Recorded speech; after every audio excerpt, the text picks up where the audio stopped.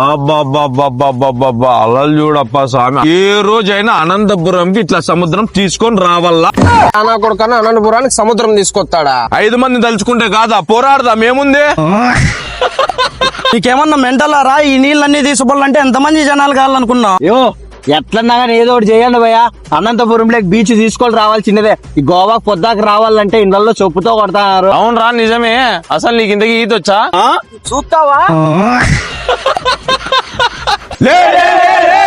వాడికి రెచ్చగొడుతు రా, వానికి ఈత రాదు. ఇప్పుడు ఎట్లా అనంతపురంకి బీచ్ రాలా కదా, ఆడికన్నా కొట్టుకొని వస్తా. నాకు భయం అవుతుంది రా, వీడు కనపడలే. నీళ్లు మింగింటారా ఖచ్చితంగా. ఏ కోతినా కొడుక, ఆడ కాదు గొండి అదమో చేది బాడా. ఇట్లా కాదు, ఇట్లయితే రావు కానీ నీళ్ళు బయటికి. మామూలుగా ఏలేసి పీక్తాం కదా.